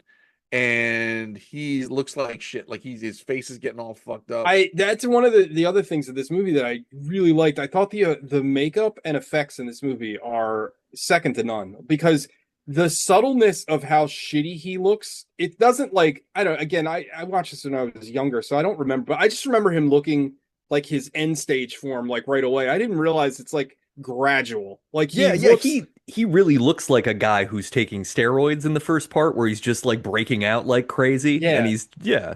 And then yeah, he gradually he starts getting gaunt. They're doing like really good, yeah. I don't know, It like looks contour shading on his face to make him look like he's sort of it looks fantastic, yeah. and he does look worse. Like he looks visibly worse without it being like over the top until then he turns into like Flyman. But like before that, it's like it's believable, you know. Well, yeah, and like he's so strong, like he's punching out like giant wooden beams and shit. Like he's like Yeah, yeah. he Gina has Davis roid is like, rage. "There's something wrong with you," and he's like, "Is this wrong with me?" And he just starts punching the wall. Yeah, Yeah.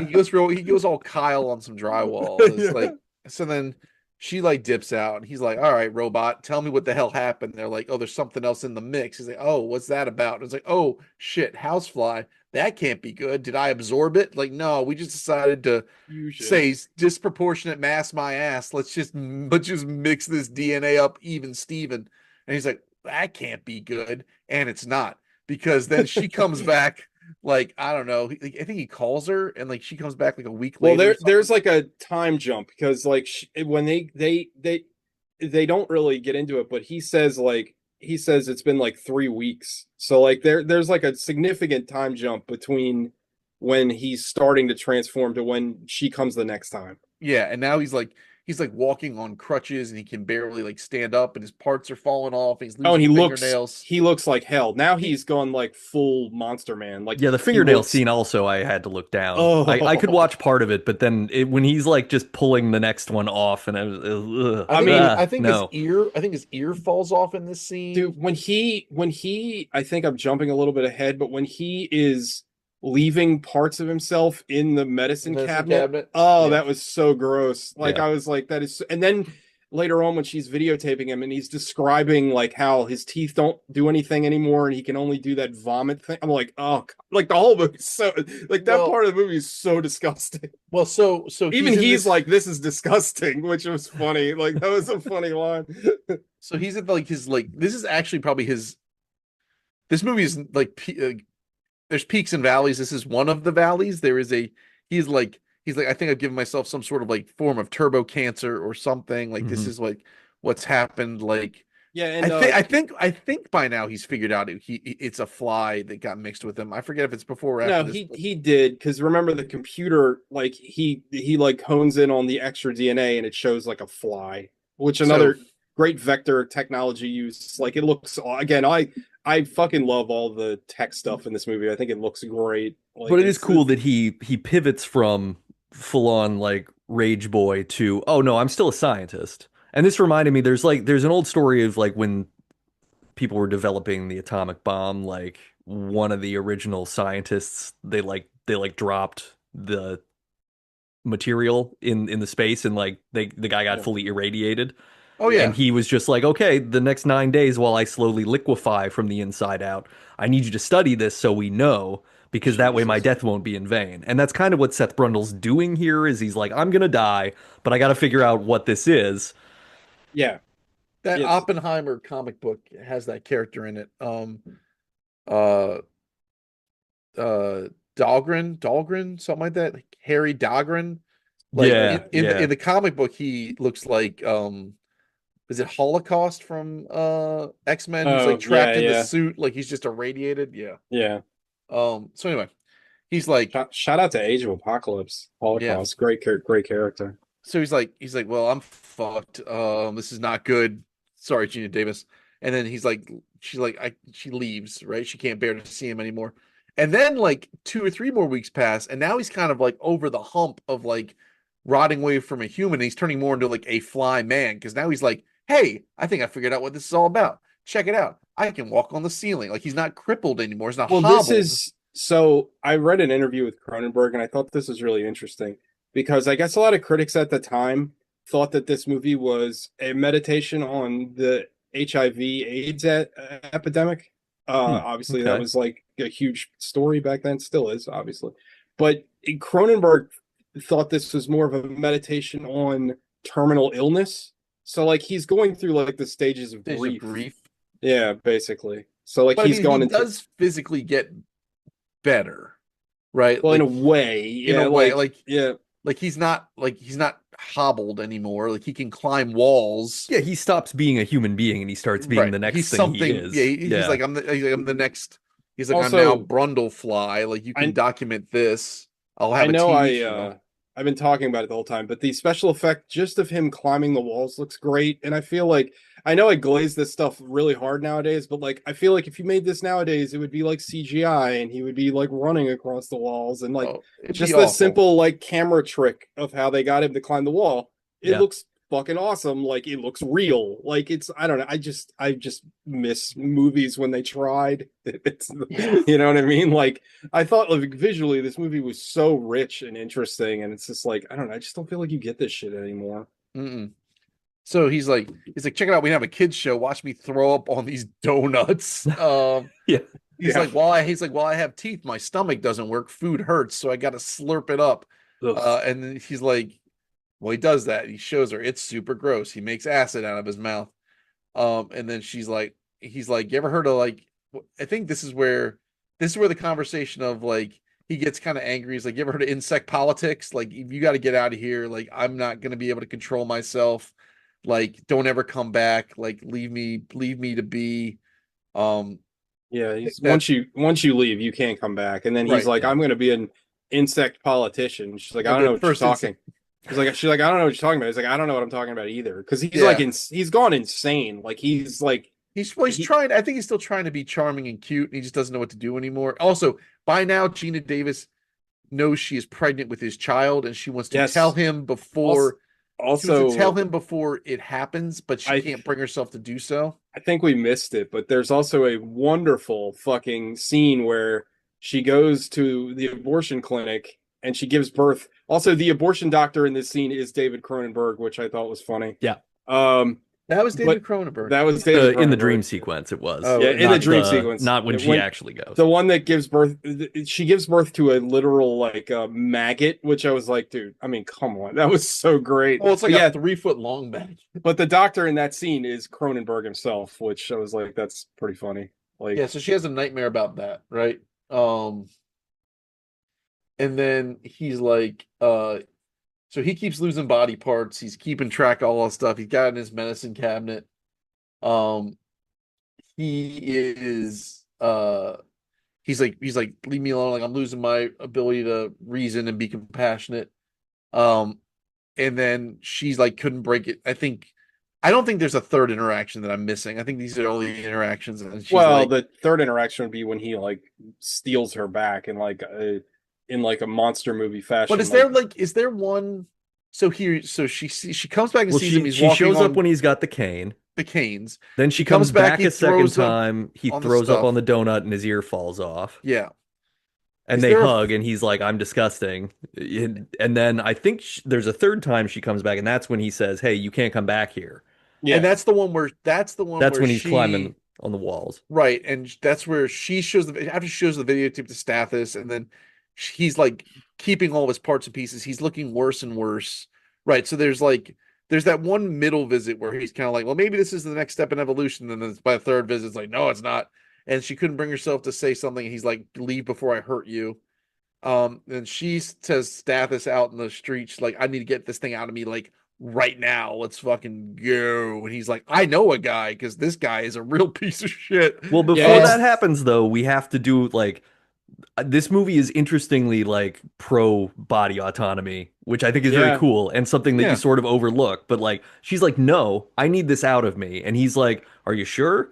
Like even the ex is like, "Are you sure you want to get rid of this baby?" And they yeah. have to hem and haw a little bit, and she's like, "No, this is I don't know what it's going to be."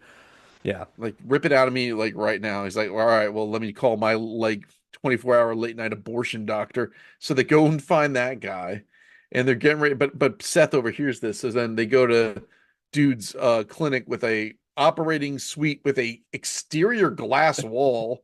Very Um, 80s. Yeah, Those yeah. like crystal Got walls that, were yeah, the very glass 80s. brick. right. Yeah. So dude's in the other room, fucking sharpening up his coat hanger, but fucking Seth comes through the wall, fucking takes her and like takes her back to the lab again. So And I love this part of the movie because I'm sure you guys both know this, but The Fly is a remake of like an old yeah, Vincent Oh yeah. Price movie. yeah. And I thought this part of the movie was a fun, almost homage to like a monster movie because he like grabs her and like kidnaps. It's very like He 50s. walks away like Creature of the Black Lagoon. Yeah, it's Like, very Yeah. 50s monster movie, like out of nowhere, and I kind of respect it for it. so he takes her back because he's like, listen, I got the third telepod. Here's the thing. Me and the computer have been doing a little talking. If I get more human DNA, I can make myself uh we can be all one person. He's like, don't kill the baby. It's all that's left of me. It's the only thing that's still me, which is a really actually powerful thing he says. Like the only pure thing of Seth that's still left in this world. Like, don't Did kill any it. of you kind of want to see what the triple person Brundlefly would be? Because I was kind of Yeah, of excited to see, course. like Yeah. I in mean, another version of this script, I would love to see like all of them merge together. What kind of horror that would have been coming out of the pod? Yeah, yeah, Spoilers, totally. that's not what happens, but yeah. I kind of wanted it to. So he's got it all rigged up, good to go. It's about to happen. Stathis gets like a nice, what I assume is like a Beretta Silver Pigeon over under. It's a very handsome gun.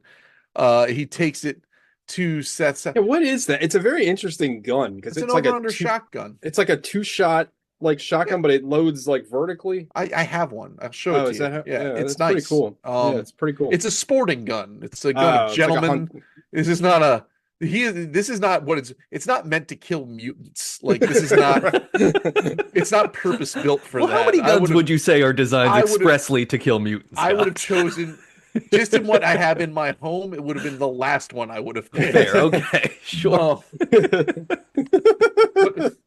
But anyway, so he takes that. I forget if he assembles it there, which is a wild flex. And then he walks into the spot. He's like, all right, he be very, very quiet. I'm hunting Wabbit.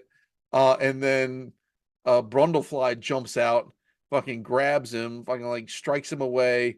He's Also, "Oh, like, just kill me because like he's fucked up. He's like burns his hand off, and bro, then he like melts. he melts most of his hand. leg or his foot. It's like, yeah, just And then kill me. Stathis is going for the gun with his foot. He's like, "Oh, really?" And he fucking melts his foot, and it's super gross. Yeah. Like, Yeah, it is like yeah. you said the hand snap thing was gross. Oh, when This he is- melts his hand. no, with- it- 'cause- No, the arm wrestling thing. This is so gross. Yeah, the this melt looks a lot like the end of Raiders melt when the one Nazi's Yeah. head just melts. Yeah. Yeah. So Stathis has lost his left hand and his right foot at the ankle. And he's about to get like the worst bukkake of all time when she's like, "Hey, knock it off." He's like, "All right." So he gets Brundlefly does not give him the coup de Gracie. He grabs her, throws her in one pod, sets the timer, goes into the second pod. Shit's about to go down. They're about to get merged into the third pod. Stathis fucking snaps out of it, slides the gun onto his stump, and fucking blasts the wires on Gina Davis's pod. So then Brundlefly's like, "Whoa, what the hell, guy?" And starts. And at this point, as he's taking Gina Davis into her pod, his jaw rips off. His face melts away. This sequence. Like, Oh my god, the effect of him turning into the final formation of the Fly is so cool, and that Fly looks so good. Oh And my I completely god. forgot that happened. Like, Oh, I was how like, did oh you yeah, forget this is that? the grossest Goldblum becomes, and then he gets his head blown off. Like, nope, it's just like, nope, we're going full on Oh, hatching. I think when he fuses with the goddamn pod and he comes out as some weird like Geiger-esque half machine. Half he's like a Doom cyber demon, but just like the worst version It looked possible. but all this looks so good when Yeah. when his face breaks off and he turns into the like, oh my God, it's so good. Like, I mean, And there's a give scene David earlier. Cronenberg $1 billion before he dies. Like, that just looks so fucking great. Like, It really again, it holds I don't, up so incredibly well I too. know. You know why? Because it's fucking real. Yeah. Because they did it Yeah. for real. Like, that's the thing that They pisses made I, a man into a fly for don't real. make me get on my fucking soapbox. But the thing is, like, you make a horror movie like this nowadays, it would be all CGI and it would look stupid as shit. And in 10 years, it's gonna look terrible. This Yeah. movie is gonna look great till the end of time because they And actually this movie fucking cost nothing. Like $6 million. compared for I mean, $6 million. It's yeah. crazy. It made six. It made like I think it made 75 million in the box office on a $6 million I budget. mean, that's a pretty good deal. Yeah. So anyway, and actually, there's something I didn't mention earlier. So I think he's even got these extra fly armed appendages because like earlier in the movie, he Yes. like lifts up his shirt. He's like, "What's that?" He's like, "I don't know yet." Like he's like, "Ugh." So anyway, It's like going back to Frisky Dingo. I think those are eye stalks. the lack of blooms. So anyway, so the fly tries to break out of its pod to stop the shenanigans that are happening, and it gets half teleported, half like the computer's like, well, we did what you wanted us to. We merged the fly man with the telepod itself, which you would think would give the fly the power of teleportation, but it didn't. It just gave it the power to suffer and to be wired into itself. And then Yeah. this is like the most heart-wrenching. Like, I don't think of this as a horror movie per se. Like, it's horrific, but it is like a gut-wrenching like character study because my man's life was one way like 3 months ago, right? Well, And and now, also like Seth isn't a bad person. Like he's no, not an evil person. And like honestly, like his ultimate demise was that he fell in love with a girl and then was like unsure of himself and got drunk and made a bad decision. Like it's right. not like he felt insecure. Like this is a fun meditation actually on like male insecurity because he felt threatened by the ex, so he got drunk and he wanted to impress her and made a very stupid decision and that like ruined his entire life. It's also a meditation on men defining their entire personality on their life's work and how Yes. dangerous that is too. Because he could have, Absolutely. if he was a normal person, he could have gotten jealous and then gone out and got drunk. But instead, he stays and he's like, you know what I should do is use my incredibly dangerous technology that I've only tested on one baboon so far. Yeah. Yeah. Yeah. So he what's left of him crawls out of this machine, right? Um and then like grabs the shotgun and like puts it against his head. Yeah, Gina Davis is holding. this scene is so bad. Like she's like crying. She like can't even though Brundle is just he's a like an amalgamate of a being at this point. She can't bring herself to kill him. And then his fucking weird ass like fly hand like holds the shotgun to the head. It's like Jesus Christ. Like again, a movie that is ostensibly this gross ass body horror movie has like a lot of emotion. Like you feel I feel for all nothing those but pity characters. for everyone Yeah. in this scene. And Yeah. then she cryingly blows him away, and that's the credits. That's the Yeah. movie. That's it. There's This no movie. coda. This There is fucking no this after. movie starts incredibly fast and ends incredibly fast. Like it's just it In is my done. mind, I remembered a coda or something. I remember there being like Well, hilariously, there is a sequel, which I've never. because she gave birth to. She didn't It- actually carry on. Eric Stoltz is the. Hold on, I gotta make sure my cat's not gonna pee outside of her litter box. Keep Yeah. going. I believe that she did. She goes through with not having the abortion, and Huh.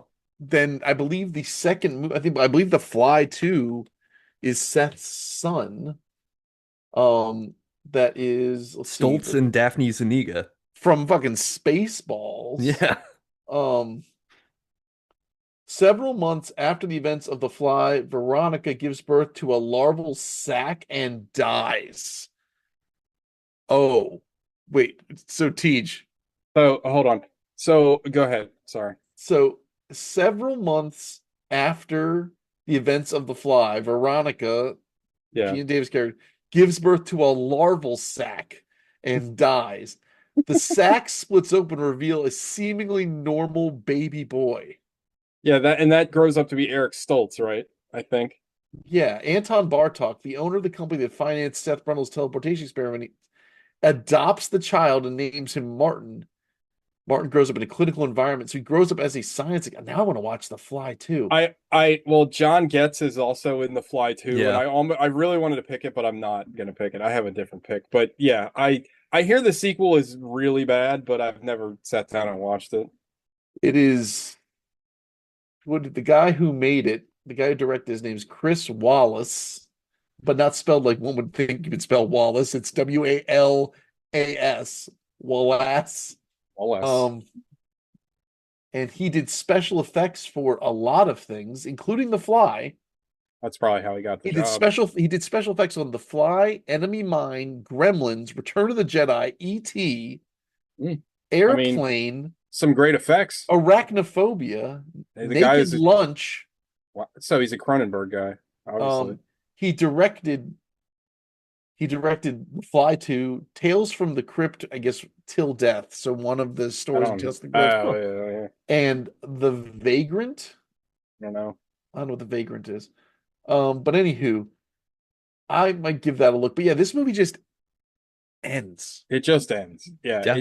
The movie starts like so quick and then it ends so quick. But like I will say, like, I think the sign of a good movie is it leaves you with a lot to think about. It Like, starts on an intimate moment between the two of them, and it ends on an intimate moment between the two of them. yeah. Yeah. I mean, I said this at the beginning of the show, but this movie, there was a lot more emotional stakes than I remember. I just remembered all the gross parts, but I genuinely felt bad for Seth and Gina Davis's character, whose name eludes me right now. Veronica Veronica. Quaife. Veronica. And I thought that their like romance was pretty interesting, and I thought like pretty heartfelt, Like and genuine. Like it felt earned. yeah. Yeah. And I don't know, like reading Cronenberg's interview where he's talking about how like to him this is a meditation on like losing someone to a terminal illness is kind of interesting, an interesting way to kind of view this storyline because like if you've ever had anybody in your life that goes through that, they do go through these transformations and it's hard for you to like identify with them anymore and then to lose them out of your control. And like I think you could use the analogy like at the end where Gina Davis like can't bring herself to kill Seth. Well, maybe that's a person that's like on life support and you can't bring pull the yourself plug. to pull the plug. Like Yeah. I don't know. Like I think like I love David Cronenberg, and this is kind of why. Like there's a lot more to this movie than like what's on the surface. And I don't know. Like I was reading a lot about the movie. Like I think Ebert or yeah, I think it was Ebert. I don't know. He said it was one of like he put it in his top 5 of movies that came out that year, which he said it was, and I might be misquoting him, but one of the other like very like prominent film critics said it was like the convoluence of art and commercial viability because like this is a very artsy movie with a lot of craft in it, but it also has like a lot of wider commercial appeal, and that is always nice when that happens. Like I don't know, there's a lot to like about this movie. Like I was really impressed by this movie a lot. Like I remember liking it, and I liked it even more than what I remembered. Like Same, I thought it yeah. was fucking brilliant. Like I don't know, I really like Cronenberg a lot, and I feel like this definitely like a high water mark for him. Like I love. I mean, I don't know if I like this as much as like Videodrome, but like I really like this movie quite a bit. Like I think this movie is again, like I just said, like this is a movie where you get all the like great gross Cronenberg technological body horror stuff, but you also get like a compelling narrative that anyone can enjoy. Like I think like a lot of the gross shit would probably turn off normies, rightfully so, but I think it's a movie that you could kind of put in front of anybody and they could get something out of, which is nice. This is like Totally. this was like my first foray into body horror. This before I even knew Sure, that of as a course. term, right? Yeah, of Like course.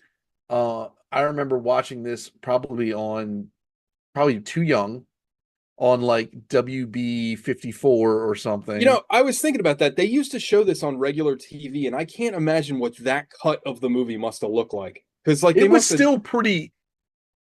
they didn't take out any of the They gore. took a lot. I remember most of it. Like I Yeah. haven't I've watched this movie since I was a child. But like I think to your point, TJ, like I'm watching it like I probably haven't watched it in 10 years. Yeah. But like watching it as a full-blown adult, like the lens that you're seeing the themes through. Like when I first watched it, I was like, "Oh, that's super gross, turned into a fly monster. She blew his head off." And then you watch it again, Yeah. is like, but I feel like even as a child, I was like, when he grabbed the shotgun and put it to his own head, I was like, "Oh, that's dark. Like this guy Yeah. doesn't want to live anymore." Like Well, I it just think is, like in Yeah, a 'cause he's not a lesser, monster. The most monstrous right? person in the movie is Getz. Like he's the Yeah, one yeah. who's like breaking into her house and asking to have sex with her. oh, And he's a Also, sex and pest. Yeah. also, yeah, going to your ex's house and taking a shower is a wild move. Like that is a fucking like that is a crazy move. Well, I had a key. What the fuck, bro? Like, But like, and he won't give it back to her when she asks. She's like, "Give me the key yeah. back," and he's like, no, "I he think I'll is keep it." toxic. He is Yeah, toxic as hell. But like I this was I movie, was kind of hoping he got his at the end, but I mean he I kind of I mean, mean, he did because did. He lost he's two like limbs. horribly deformed. Yeah, you know? he's gonna have some And therapy. he's probably Like in it's toxic shocks too. Like yeah, there's There it's not gonna also go well. there's a scene that we didn't really touch on that I really liked with involving him, where it's after Gina Davis shoots that video with Brundle where he's like, "Hey kids, this is how I eat now," and he's watching the VHS tape back and he's almost like vomiting. I thought that was like a really great sequence. Like again, you don't see it, but like his reaction to it is like we always talk about this shit in movies where we've watched so many movies where like insane shit happens, but people are nonplussed by it. You know what I mean? Like Yeah. there's a 9 foot demon and everybody's just like, or like fucking Venom. We just watched Venom too.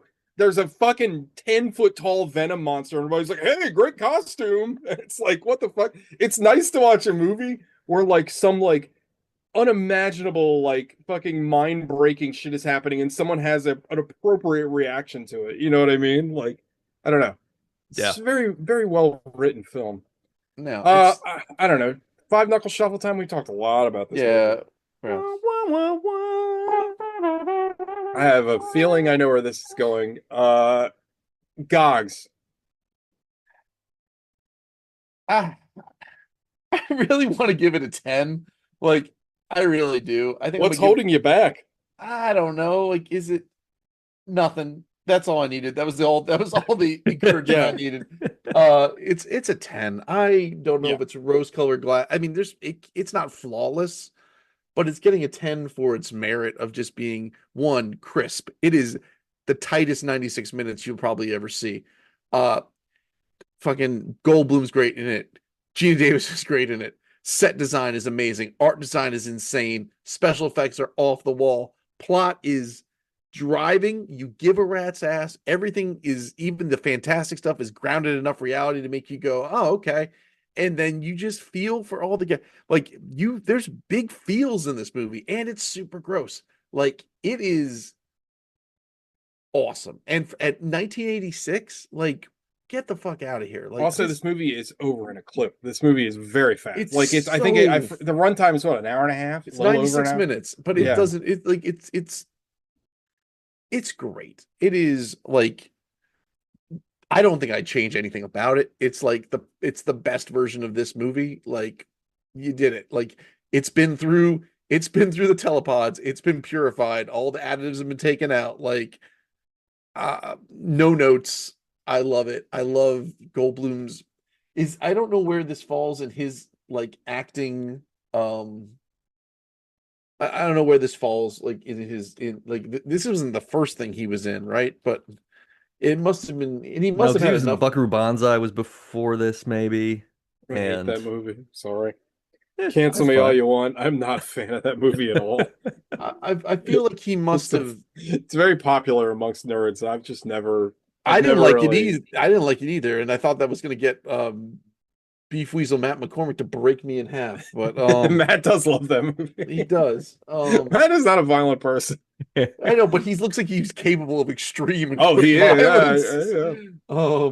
But I like wouldn't want him to get mad at me, but he's absolutely he's not generally a violent person. no, but I don't want to be the first. You know what I'm saying? Like, Goldblum's great in it. Like, I fucking, I love this movie. So, fucking, there you have it. And I guess Goldblum was the connection here because I missed last week's show. Yeah, it was Goldblum. Yeah. Okay. But yeah, it's a 10. It's a banger. Would watch again. Will watch again. Can't recommend enough. and it is gross. Nate. Yeah, it's a 10. The thing that's cool about this is really, when you really think about it, the horror movie aspect of it is Gina Davis goes from one shitty relationship to finding the man of her dreams, and then he changes suddenly without warning and Mhm. becomes another violent monster. Yeah. There's still enough heart in him that, like, she can't bring herself to end it, right? Uh, it speaks, it's such a like low-key feminist movie, right? It's about Yeah, like yeah, it really it's is. about men treating women like objects, trying to force them to do things. She's constantly saying like no to men throughout the movie. When she goes and she's buying Jeff Goldblum the bomber jacket in the mall, like John Getz shows up and is like, "Oh, I bet he'd look really great in this," and she's like, "I don't Okay, have to that- answer Oh, to that you." is such an that- incel-y, like that that's such a scene- cringy scene. That Yeah. scene is unintentionally hilarious though, because he's literally like hiding in the department store. And he's like, Yeah. "Oh, you look good in that." Oh Like, wait, it's what like, does she say? She said something like she's like I've been on top of a lot. It's like what his big fat cock or Yeah, something like that. Yeah. I mean, the horror is entirely like this is how men treat women. And yeah, the fact that you've also got this like guy who's well-intentioned and his science goes wrong thing is in there, but it's just, yeah, it's such a cool movie from that perspective. Also neat that like Mel Brooks produced this. Like this is a No Brooks way. film Really? produced Oh, I didn't movie. know that. So you're sitting on like, oh hey, Mel Brooks, just luminary This- of giving people Well- chances to make movies. Well, this and he produced David Lynch's The Elephant Man too. Yeah. So it's So like, he's just he's finding these directors who they're artsy weirdos, and he's like, no, have money, make a movie, do it the right Yeah. way. I think that's great. So yeah, it's a 10. Like I was impressed with how well it held up, with how much more emotionally connected I was to it this time at this age, and then still like we talked about the effects to death, but it's amazing how good they look. Like everything looks real in a way that makes it deeply unsettling. And like you said, TJ, like nothing, no effects now look like that.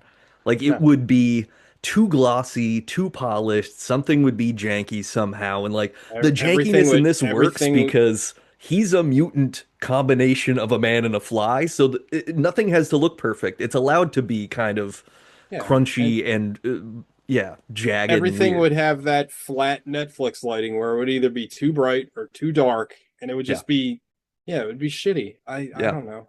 No, it's yeah. So amazing movie. TJ. It's a 10 for me, dog. I fucking love this movie. I just like I said before, I mean, I've said it throughout the episode, but this is a movie that I really liked before, and I like it even more now on a lot of different levels. I feel like this movie works incredibly well, and I feel like there's a lot you can take from it. Like I like the perspective Nate brought to the movie where this really is like a feminist movie, which is cool. Like I never really thought about it that way, but you're right. I mean, Gina Davis is almost the lead in a weird way. Like Well, and it's- she bails the barfly girl out, right? She shows Right. up and he's like, "Oh, my mom, I forgot to tell you I live with my mom." And she's like, "Shut the fuck up, dude. Let her go." And like Yeah, gets her and out of the situation. And I mean, like, if you really think about it, you're introduced to her at the same time you're introduced to Seth. Like, it's almost her movie. Like that, like you're the first They're both person you're tall introduced with- people, so they're like in this equal status sort of thing. It's yeah. Yeah, Anyway. did you know that Jeff Goldblum is 6'5"? He's a big boy. He's huge. I didn't Yeah. realize he was 6'5". And then I'm like, how tall is Gina Davis? Because they seem to be at the same time. She's a tall lady. But anyway- she's like 5'11". 6'2" or something. She is a tall lady. But no, this movie's great, and this movie is again like it's just a relic of the past. Like it's done by an artisan in Cronenberg, like who had a vision. And I mean, like if you really think about it, like this is along the lines of like The Thing, where Oh yeah. they took a fucking movie that no one cared about from the 50s. I mean, The Thing is a remake of a movie that like the most hardcore like horror fans might have seen it, but like no one have seen The Thing, or maybe now they've gone back to rewatch it, but like nobody even at the time like saw The Thing or really knew about The Fly. The Fly maybe a little bit more so than The Thing because The Fly had Vincent Price in it, and you know Vincent Price has a certain cachet. But like you took something, you made something out of nothing, honestly, because like this is nothing like the Vincent Price original, and you've made something that's kind of wholly original on itself.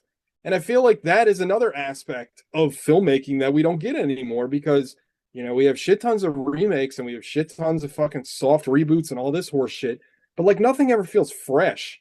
Like this movie is fucking what, 40 years old and it feels fresh. Like Yeah. it feels like I feel like this movie feels more contemporary than like most movies nowadays. Obviously, like the tech isn't there and all, but like it's period piece, so you can kind of This movie has a perspective, and if somebody was taking the franchise of The Fly and making a movie in 2025, would be like, okay, we need a fly design, we need oh cool sequences where the fly transforms and where the fly fights somebody.